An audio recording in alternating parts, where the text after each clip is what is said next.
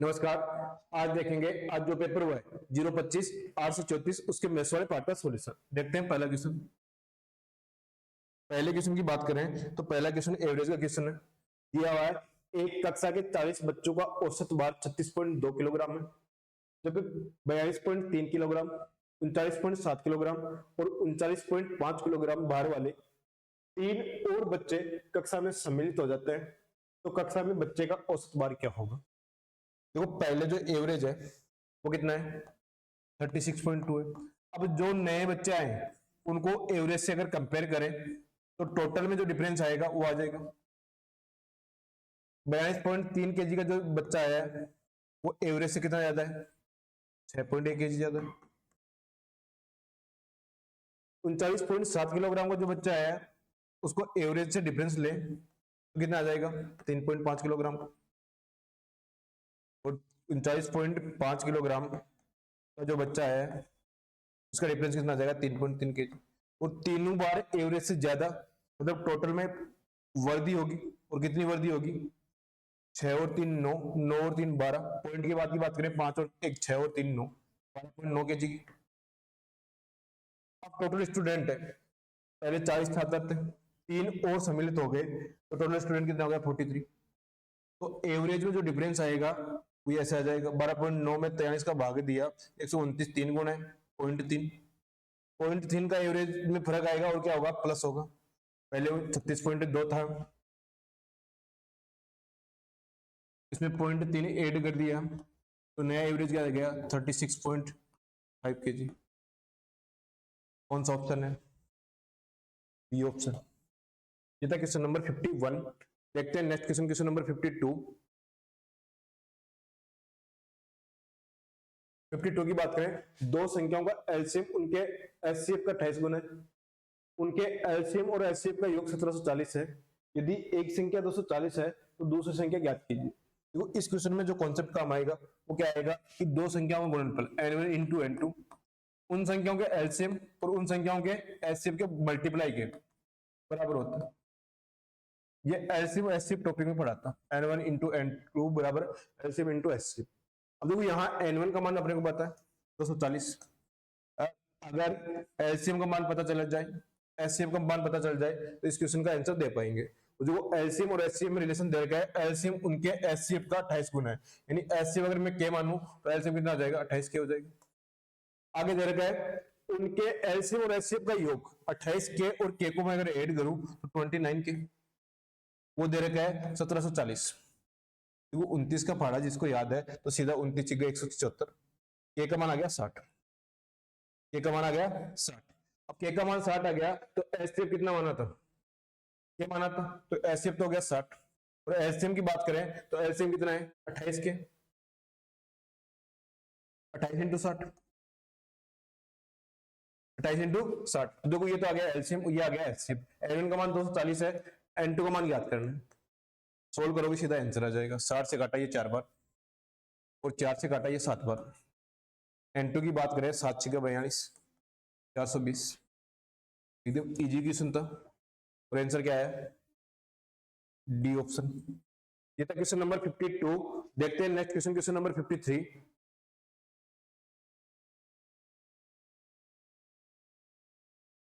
Question number 53 की बात करें, राकेश दो रेडियो 1920 रुपए में खरीदता है। वह एक को 20% लाभ और दूसरे को 6 से 2/3% हानि पर बेचता है यदि दोनों रेडियो का विक्रय मूल्य बराबर है। देखो पहले रेडियो का अगर एसपी में ए मानू और दूसरे का मानो बी, अब 20% का प्रॉफिट होगा, 20% का प्रॉफिट होगा 5, यानी जो क्रय मूल्य पहले 5 था, सेलिंग प्राइस कितना हो जाएगा, 6 हो जाएगा। 20% का प्रॉफिट, 6 से ही 2/3% की फ्रैक्शन की बात करें तो 1/15, 15 पे 1 का लॉस हुआ है तो एसपी कितना आ जाएगा, 14/15। और दोनों कंडीशन में रेडियो का एसपी सेम है, यहां से सोल्व करेंगे 14/15, 5 से कटा ये 3 बार, 2 से कटा ये 3 बार और ये 7 बार। यहां ए और बी के रेशियो की बात करें, ए और बी क्या है, दोनों रेडियो के सीपी है, तो यहां बच गया 7 और 3 नीचे आएगा, 3 इंटू 3 कितना हो जाएगा, 9। अब दोनों के सीपी का योग की बात करें तो रेशियो में 16 और 16 का मान कितना दे रखा है 1920। अब 16 का कितना गुना है 120 है, 16 इंटू 12 कितना होता है 192, 120 गुना है। पूछा क्या है दोनों रेडियो के क्रय मूल्य, तो पहले रेडियो का क्रय मूल्य 7 है तो 120 इंटू 7 840 रुपए,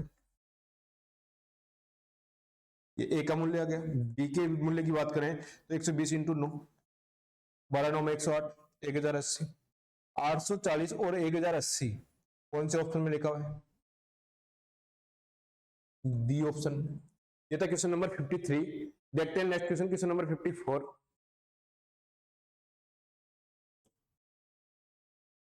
क्वेश्चन नंबर 54 की बात करें, एक व्यक्ति 20 किलोमीटर की दूरी 5 किलोमीटर पर आवर की चाल से तय करता है, तब वह अगली 15 किलोमीटर की दूरी 3 किलोमीटर पर आवर की चाल से तो अंतिम 10 किलोमीटर की दूरी 2 किलोमीटर पर आवर की चाल से तय करता है। पूरी यात्रा में उसकी औसत चाल ज्ञात कीजिए।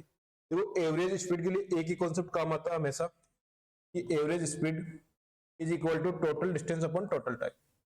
अब टोटल डिस्टेंस की बात करें तो पहले पार्ट में डिस्टेंस हुई है 20, दूसरे पार्ट में 15 किलोमीटर की दूरी और तीसरे पार्ट में 10 किलोमीटर की दूरी। 20 प्लस 15 प्लस 10। समय की बात करें देखो 20 किलोमीटर की दूरी 5 किलोमीटर पर आवर के हिसाब से जाएगा तो कितना समय लगेगा 4 घंटे। 20 में 5 का भाग दिया, समय कितना आ गया 4 आ गया। दूसरी कंडीशन में समय की बात करें 15 किलोमीटर जाएगा 3 के हिसाब से, 15 किलोमीटर जाएगा 3 के हिसाब से तो 15 में 3 का भाग दिया 5 घंटे लगेंगे। आगे दिया अंतिम 10 किलोमीटर जाएगा 2 किलोमीटर पर आवर के हिसाब से तो 10 में 2 का भाग दिया कितना आ गया 5। देखो ऊपर आ गया टोटल डिस्टेंस और नीचे आ गया टोटल समय, तो ये एवरेज स्पीड आ जाएगी 20 और 15 45, 35 और 10 45, नीचे वालों को ऐड करेंगे तो 14, तो ये 3 बार गया और रिमाइंडर कितना बच गया 3/14।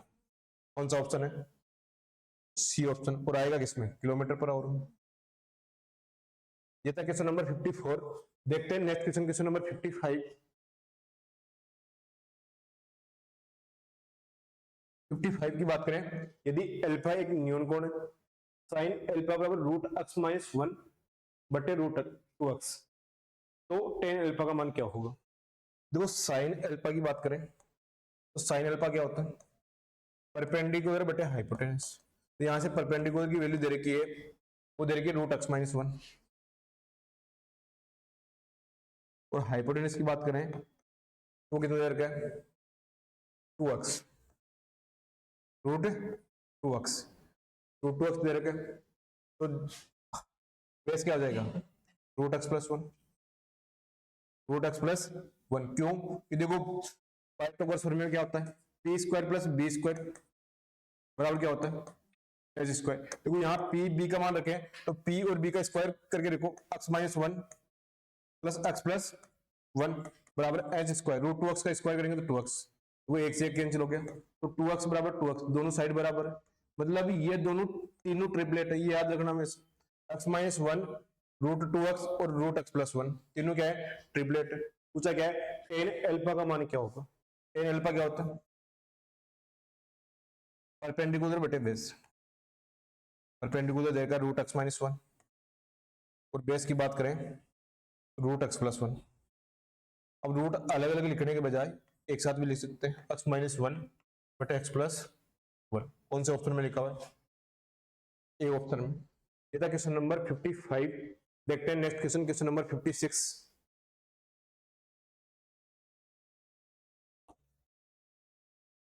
की बात करें तो दिया यदि x x plus y plus z, y x plus y plus z बराबर 16 और z x plus y plus z बराबर 144। देखो यहां समान संख्या से मल्टीप्लाई कर रहे हैं, सब में समान संख्या से मल्टीप्लाई किया हुआ है x plus y plus z, x plus y plus z. तो देखो अनुपात अगर इनका निकालेंगे तो एक्स अनुपात वाई अनुपात जेड वो कितना आ जाएगा 9 अनुपात 16 अनुपात 144।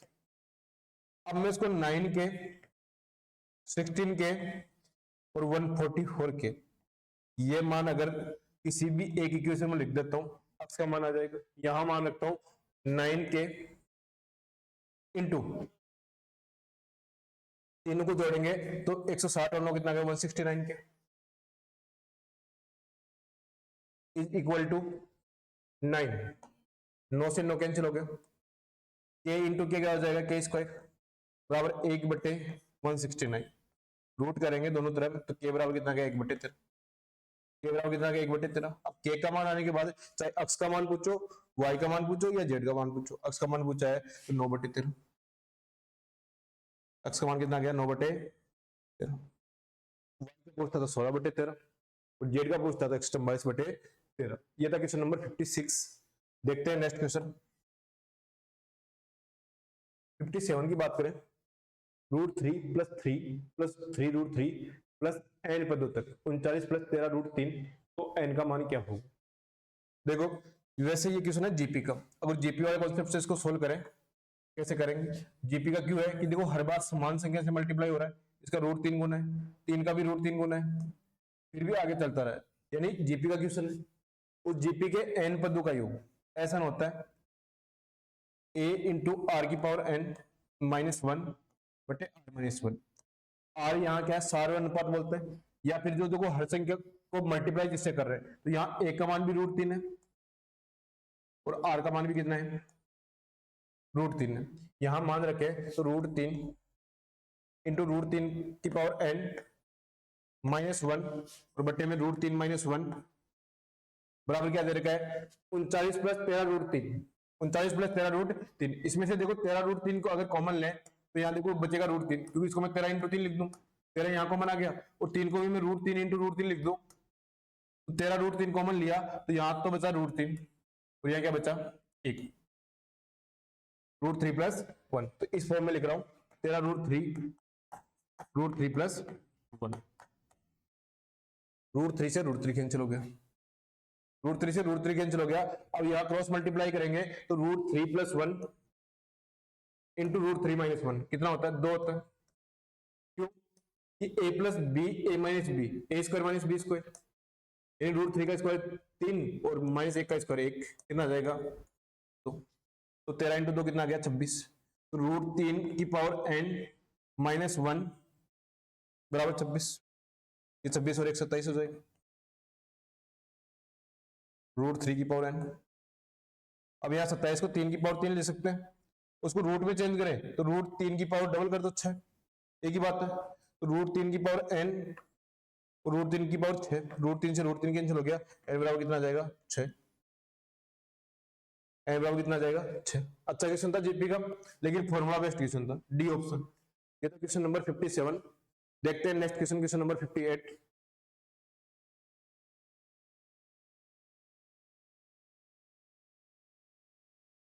डीआई का क्वेश्चन है। यदि 2015 में गांव बी की जनसंख्या 32,000 है तो उस वर्ष गांव जी में गरीबी रेखा के नीचे की जनसंख्या। देखो यहाँ ये जो डीआई दे रखी है इसमें टोटल जनसंख्या का अनुपात दे रखा है, परसेंटेज दे रखा है, और इसमें जो टोटल जनसंख्या में से जो गरीबी रेखा के नीचे वो परसेंटेज दे रखा है। लेकिन इस क्वेश्चन को करना क्या था कि गांव जे में गरीबी रेखा के नीचे की जनसंख्या, गांव जी गरीबी रेखा की नीचे की जनसंख्या कितनी है 52%। मतलब किसी संख्या का अगर 52% 52% निकालेंगे तो वो 52 का मल्टीपल होगा, तो 52 का मल्टीपल एक ही ऑप्शन है, बी ऑप्शन। ये था टेस्ट पेपर में करने का तरीका। लेकिन इसको एकदम बेसिक से कैसे करेंगे कि 2015 में गांव बी की जनसंख्या 32,000, देखो गांव बी की जनसंख्या कितनी है 16% है, तो 32,000 16% की वैल्यू है। अब गांव जी की बात करें तो गांव जी की टोटल जनसंख्या कितनी है 15 × 15, गांव जी की टोटल जनसंख्या आ गई 15, ये 16 का मान है, यहां से निकालिए 15 का मान, ठीक है। अब क्या बोल रहा है उस वर्ष गांव जी में गरीबी रेखा के नीचे। अब देखो की टोटल जनसंख्या 52% इंटू 52% इंटू 52% का कैलकुलेट बट्टे, तो इसको सोल्व करोगे तो भी आंसर क्या आना है 15,600। कैसे, देखो यहां सोल्व किया 2,000 आ गया, 2 0 से 2 0 कैंसिल हो गया। अब देखो 52 को अगर मैं 15 से इंटू करूं 780, तो 780 को अगर मैं 20 से इंटू करूं तो 78 का डबल होता है 156 और 2 0 आ गया तो 15,600। तो एग्जाम में जब करना था कि जी का 52% निकालना है और किसी भी संख्या का 52% निकालोगे तो उसमें 52 जरूर मिलेगा, 52% 15,600। देखते हैं नेक्स्ट क्वेश्चन।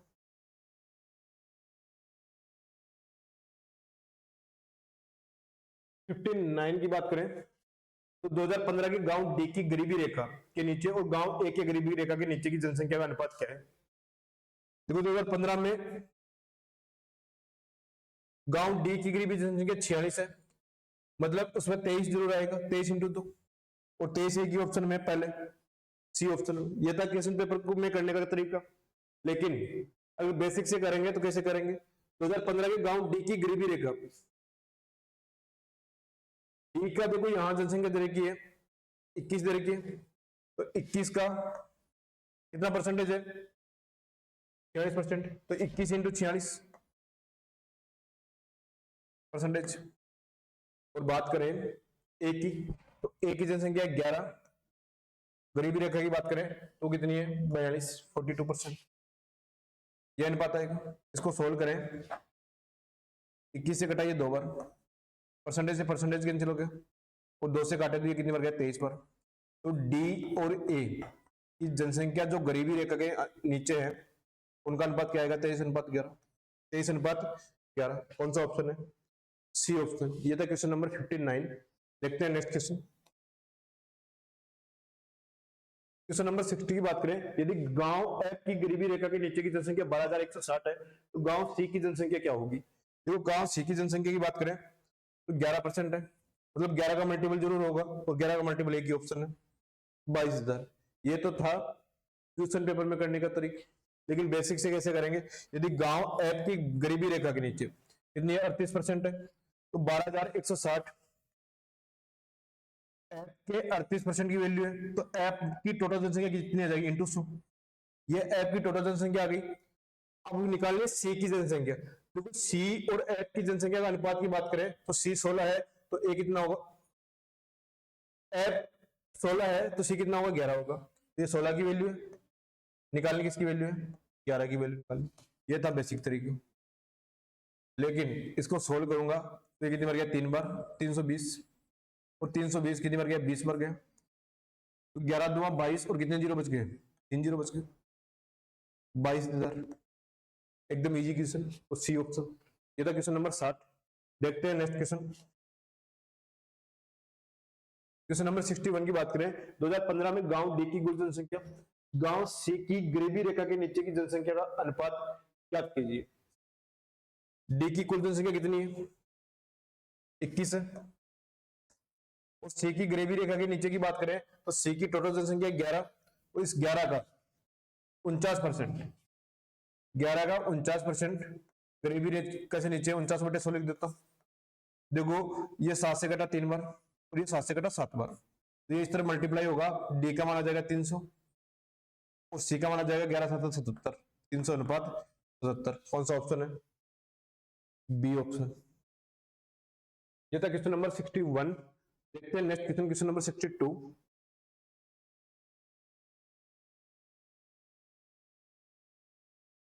जिनकी त्रिज्या क्रम से 5 सेंटीमीटर और 3 सेंटीमीटर है, एक दूसरे को बहाता स्पर्श करते हैं, तो वर्तों की उभयनिष्ठ अनुस्पर्श रेखा इन वर्तों के केंद्र को मिलाने वाली रेखा को बहातक किस अनुपात में डिवाइड करेगी? देखो ज्यादातर याद रखना, जिस अनुपात में त्रिज्याएं होती है उसी अनुपात में डिवाइड करती है, 5:3। लेकिन सोल्व कैसे करेंगे? देखो ये बड़ा ट्राइंगल और ये छोटा ट्राइंगल, ये दोनों क्या होंगे? सिमिलर होंगे, क्योंकि देखो ये ट्राइंगल, ये एंगल दोनों में कॉमन है, ये दोनों एंगल दोनों में कॉमन है, ये 90, ये भी 90, क्योंकि स्पर्श रेखा के साथ रेडियस कितने डिग्री का एंगल बनाती है? 90 का बनाती है। ये 90, ये भी 90। अब दो एंगल बराबर हो गए तो तीसरा अपने आप बराबर हो जाएगा। अब जिन दो त्रिभुजों के एंगल बराबर होते हैं, सिमिलर होते हैं, उस सिमिलर ट्राइंगल की भुजाओं का अनुपात सेम होता है। यानी बड़े त्रिभुज की भुजा 5 होगी तो छोटे की कितनी होगी? 3। तो किस अनुपात में बांटेगा? 5:3 में। तो ये बड़े त्रिभुज की भुजा है ए बी, और ये छोटा बी, ए बी और बी किस अनुपात में रहेगा? 5:3। ए बी बड़ा 5 होगा और छोटा कितना हो जाएगा? 3। A option. ये था क्वेश्चन नंबर 62। देखते हैं नेक्स्ट क्वेश्चन 63। एक संख्या को जब क्रमशः 4 और 5 से भाग देते हैं तो शेषफल क्रमशः 1 और 4 बचता है। देखो जब भी बात क्रमशः की आ जाए तो कंटिन्यू भाग देना है। और कैसे? जब 4 का भाग दिया तो रिमाइंडर 1, और जब 5 का भाग दिया, रिमाइंडर है 4, मतलब 5 का भाग देने में 4 रिमाइंडर कब आएगा, जब संख्या 9 होगी। अब 9 चौका 36 और एक रिमाइंडर 37, 37 में 4 का भाग दिया, रिमाइंडर कितना बचा, एक। कितनी बार गया, 7 बार, 9 बार गया, और 9 में 5 का भाग दिया, रिमाइंडर कितना बचा, 4, मतलब वो नंबर कितना है, 37 है। अब 37 में 5 का भाग दे, 37 में 5 का भाग दे तो 7 बार जाएगा, और रिमाइंडर कितना बचा, 2 बार बचा। और 7 में 4 का भाग दे तो रिमाइंडर कितना बचा, 3, और रिमाइंडर पूछा है 2 और 3, कौन सा ऑप्शन है। ये था क्वेश्चन नंबर 63। देखते हैं next question, question number 64। x बराबर 1 प्लस रूट 2 प्लस रूट 3 हो तो x plus 1 upon x minus 1 का मान ज्ञात कीजिए। देखो x माइनस 1 है की बात करें तो देखो माइनस 1 से प्लस 1 कैंसिल हो जाएगा, तो 1 प्लस रूट 2 प्लस रूट 3, यहां बट्टे में मान रखेंगे तो माइनस 1 से प्लस 1 कैंसिल हो जाएगा, बचेगा क्या, रूट 2 प्लस रूट 3 को मैं लिख रहा हूँ रूट 3 प्लस रूट 2, एक ही बात है। क्यों कि इसका अगर मैं परिमेयीकरण करूं रूट 3 माइनस रूट 2, ऊपर नीचे रूट 3 माइनस रूट 2 से इंटू करूं तो a plus b a minus b, 3 minus 2 कितना बनेगा, दोनों का गुणनफल 1, तो नीचे तो 1 हो गया। अब यहां ऐड करें 1 plus root 2 plus root 3 plus root 3 minus root 2 को, रूट 2 से रूट 2 कैंसिल हो गया, रूट 3 कितनी बार हुआ, 2 बार है, 1 प्लस 2 रूट 3। अच्छा क्वेश्चन था एकदम इजी। कौन सा ऑप्शन है, ए ऑप्शन। ये था क्वेश्चन नंबर 64। देखते हैं नेक्स्ट क्वेश्चन 65 की बात करें। एक न्यूनकोण त्रिभुज की भुजाएं क्रमशः 6 सेंटीमीटर और 2 सेंटीमीटर है, तो निम्न में से कौन से त्रिभुज की तीसरी भुजा का प्रयास दर्शाता है। क्योंकि पहले तो ट्राइंगल होने के लिए त्रिभुज की 2 भुजाओं का योग तीसरी भुजा से, तो 2 भुजाओं का योग तीसरी भुजा मान लेता हूं 80, सी से अधिक, और उनके डिफरेंस से ज्यादा, मतलब दोनों के डिफरेंस की बात करें 6 और 2 की 4 से ज्यादा और 8 से कम, 4 से ज्यादा और 8 से कम, मतलब 4 और 8 किसी ऑप्शन में नहीं दिखेंगे, 4 और 8 किसी ऑप्शन में नहीं दिखेंगे, तो 4 और 8 कैंसिल हो गया, 4 कैंसिल हो गया, 8 इसमें कैंसिल हो गया, डी ऑप्शन, 4 से ज्यादा और 8 से कम, डी ऑप्शन। ये था क्वेश्चन नंबर 65। देखते हैं next question, question number 66। Sine A cos A O ten है जीपी में, दो जीपी में क्या होता है, जो अनुपात दूसरे और पहले का होता है, या पहले या दूसरे का होता है, पहले और दूसरे का होता है, वही अनुपात किसका होता है, दूसरे और तीसरे का, मतलब साइन ए बट्टे कोस ए, पहले और दूसरे का अनुपात ले रहा हूं, वही अनुपात होगा दूसरे और तीसरे का, कोस ए बट्टे टेन ए बटे टेन ए। अब देखो टेन ए को अगर मैं लिखूं साइन ए बटे कोस ए, साइन ए बटे कोस ए, तो ये कोस ए तो ऊपर जाके क्या बन जाएगा, कोस स्क्वायर ए, और ए कोस ए ये भी इस तरफ आ जाएगा, तो कोस की पावर 3 ए साइन ए इंटू साइन ए कितना आ जाएगा, साइन स्क्वायर ए। यानी क्वेश्चन में जहां भी कोस की पावर 3 ए लिखा हुआ है वहां क्या आ जाएगा, साइन स्क्वायर ए। पूछा क्या है, कोस क्यूब ए, तो इसकी जगह तो मैं लिख देता हूं साइन स्क्वायर ए, और उसमें एड क्या करना है, कोस स्क्वायर ए, तो साइन स्क्वायर ए प्लस कोस स्क्वायर ए, ये तो सीधा वैल्यू होती है कितनी, एक, ए ऑप्शन। ये था क्वेश्चन नंबर 66। देखते हैं नेक्स्ट क्वेश्चन, क्वेश्चन नंबर 67। एक वर्ग का क्षेत्रफल आधा हो जाता है जब उसकी त्रिज्या को मान n से कम कर दिया जाता है, त्रिज्या ज्ञात करें। त्रिभुज का एरिया क्या होता है, पाई आर स्क्वायर, वो आधा हो जाता है, कब हो जाता है, पाई आर स्क्वायर बटे 2 किसके बराबर होगा, जब पाई त्रिज्या को मैं r माइनस n से कम कर दूं स्क्वायर, देखो पाई से पाई कैंसिल हो गया, दोनों तरफ रूट करो तो r बटे रूट 2 बराबर r माइनस n, r1 को एक तरफ रखूं तो ये इस तरफ ले जाऊंगा r minus r by 2, r by root 2, r minus r by root 2, और n इस तरफ आ जाएगा। अब देखो r कॉमन लिया तो रूट 2 माइनस 1 बटे रूट 2 बचेगा, सोल्व करेंगे तो, क्योंकि 1 माइनस 1 अपॉन रूट 2, इसको सोल्व करेंगे तो रूट 2 माइनस 1 बटे रूट 2, रेडियस की बात करें तो रूट 2 ऊपर चला जाएगा, रूट 2 एन, रूट 2 माइनस 1 नीचे आ जाएगा। कौन सा ऑप्शन है, डी ऑप्शन। ये था क्वेश्चन नंबर 67। देखते हैं नेक्स्ट क्वेश्चन, क्वेश्चन नंबर 68। एक समकोण त्रिभुज जिसकी भुजा 5 सेंटीमीटर, 12 सेंटीमीटर और 13 सेंटीमीटर है। तो 12 सेंटीमीटर वाली भुजा के परिधि तक घुमाया जाता है। तो इस प्रकार बने ठोस का आयतन ज्ञात कीजिए। ये राइट एंगल ट्राइंगल है, इसकी हाइट है 12 और ये 5 है। इसके चारों तरफ घुमाएंगे तो ये जो 5 है वो क्या बन जाएगी, रेडियस बन जाएगी। इसके चारों तरफ घुमाएंगे तो ऐसे घूमेगा और 5 सेंटीमीटर के त्रिज्या के हिसाब से घूमेगा। तो रेडियस कितनी होगी 5 और हाइट कितनी होगी 12 और ये बनेगा क्या, कोन बनेगा, शंकु बनेगा। और शंकु का वॉल्यूम क्या होता है 1/3 पाई आर स्क्वायर इंच। 1/3 पाई का मान 3.14, आर का स्क्वायर 5 का स्क्वायर 25, हाइट कितनी है 12। 3 से काटूंगा 4 बार, 25 चौका 100। अब देखो पॉइंट के बाद में दो संख्या इसको हटा देता हूँ, कितना बचा 314 और वॉल्यूम मतलब किसमें आएगा centimetre cube. 314 centimetre cube, C option. ये था क्वेश्चन नंबर 68। देखते हैं next question, question number 69।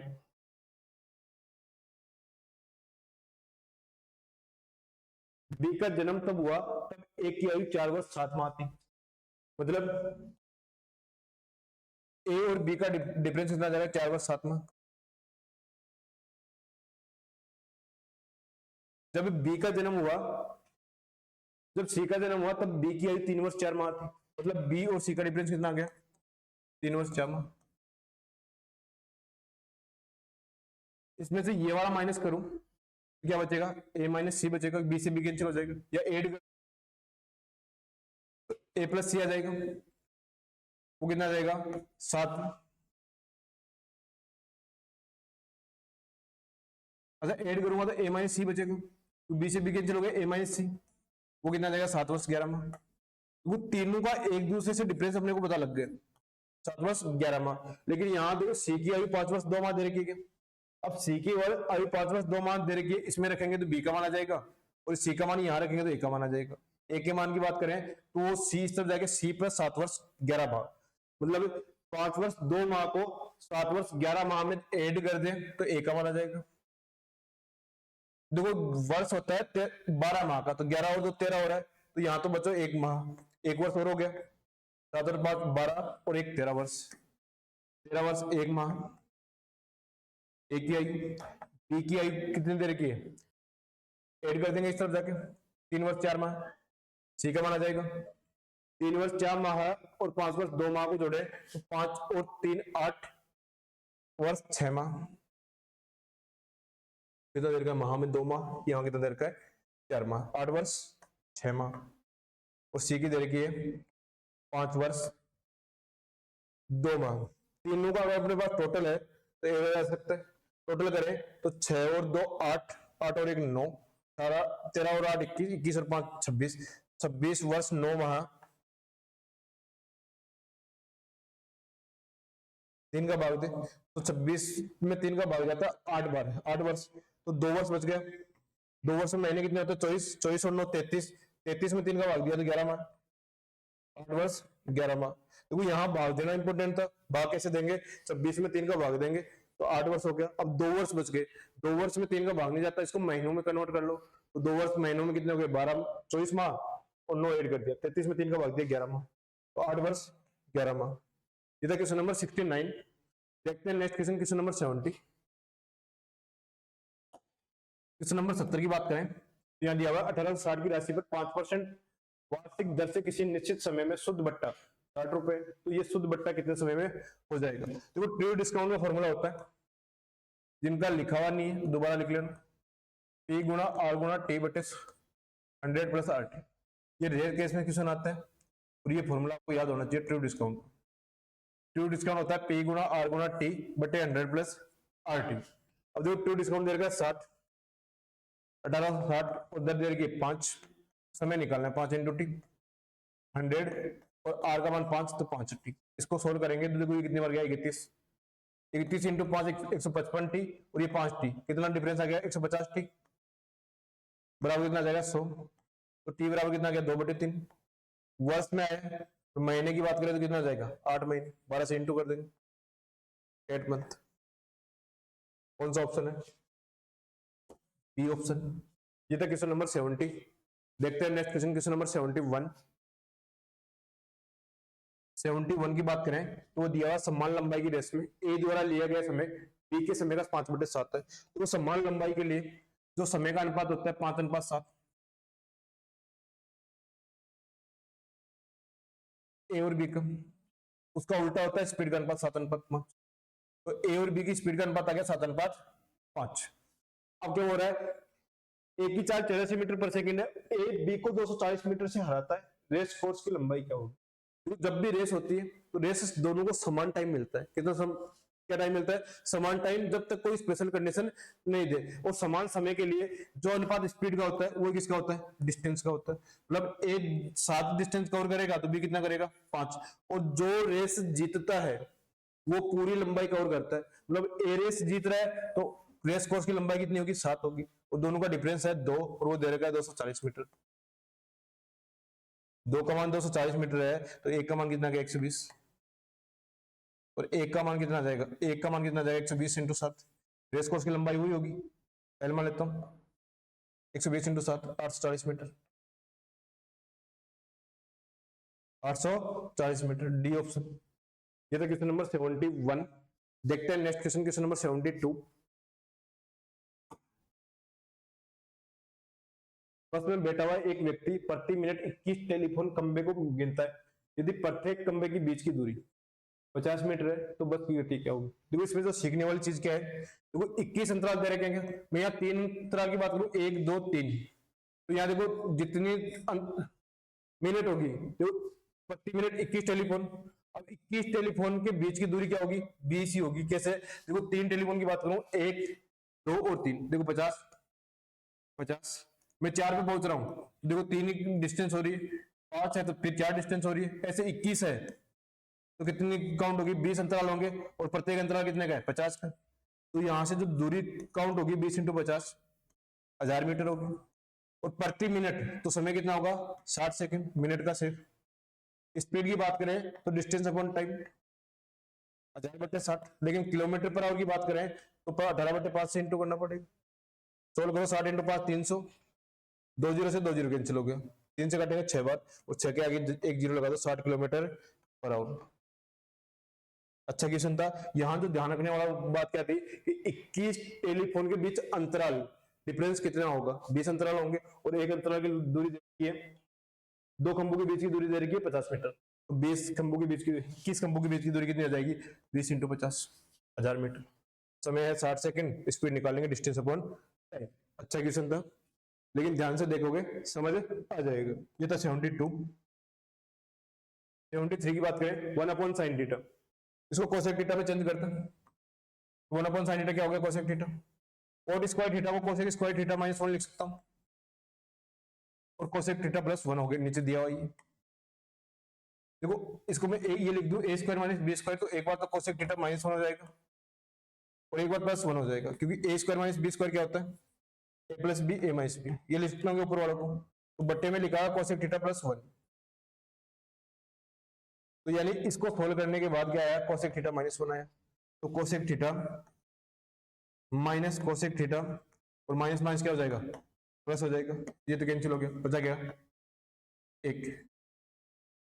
B option एकदम इजी क्वेश्चन था ट्रिग्नोमेट्री का। ये था क्वेश्चन नंबर 73। देखते हैं नेक्स्ट क्वेश्चन 74। एक व्यक्ति ने 5,90,828 रुपए में एक वाहन खरीदा, इसे 6,52,920 रुपए में बेच दिया। इस वाहन पर उसे कितने प्रतिशत लाभ हुआ? एकदम इजी क्वेश्चन। क्रय मूल्य दे रखा है और विक्रय मूल्य दे रखा है, दोनों का डिफरेंस प्रॉफिट हो जाएगा। दोनों की डिफरेंस की बात करें तो देखो 920 में से 828 माइनस किया, 920 में से 828 माइनस किया 92, तो 0 में आ जाएगा लास्ट में। 752 में से 590 की माइनस करें, 752 में से 590 तो 62, 0 में का प्रॉफिट हुआ है। इसको परसेंटेज चेंज करें तो 62 0 में प्रॉफिट हुआ है। और हमेशा किस पे होता है? सीपी पे। सीपी कितना दे रखा है? 590 828 इंटू 100। अब इसको सोल्व करना है तो पूरा सोल्व मत करना, जो इसकी लास्ट की 3 डिजिट छोड़ दी, इसकी भी मैं ये छोड़ रहा हूँ 620, इसकी 2 डिजिट छोड़ रहा हूँ, इसकी 3 डिजिट छोड़ दी, ठीक है। अब इसकी भी 4 डिजिट छोड़ देता हूँ, 44 92 से छोड़ दिया, इसका 0828 छोड़ दिया, 620 में 59 का भाग देंगे तो कितनी बार जाएगा, 10 बार जाएगा। बचा कितना, 30 बचा, और 30/59 लगभग कितना है, 50% के बराबर, 10.51%, 10.51%। ये ए ऑप्शन आ गया। ये था क्वेश्चन नंबर 74। अब देखते हैं आज के पेपर का last question, question number 75। Question number 75 है, जब अक्ष को 2, 3, 30 और 35 में जोड़ा जाता है तो इस क्रम में प्राप्त होने वाली संख्या समानुपात में अक्ष प्लस 7 तथा अक्ष माइनस 2 के बीच मध्य समानुपाती ज्ञात कीजिए। तो मध्य समानुपाती की बात करें तो कैसे ज्ञात करते हैं, पहले एक्स का मान ज्ञात करना पड़ेगा। बार वालों को मल्टीप्लाई करो, 35 × 2, 30 × 3, 90। ये 70 हो गया, ये 90 हो गया। इनका डिफरेंस की बात करें तो 20 आ गया। ऐसे पहले बार वालों को ऐड करो, 37, अंदर वालों को ऐड करो, 33। इनके डिफरेंस की बात करें तो कितना आ गया, 4। अगर 20 में 4 का भाग देंगे तो अक्ष का मान आ जाएगा 5। ये पिछले पेपर में भी ऐसा क्वेश्चन आया था। अक्ष का मान कितना आ गया, 5।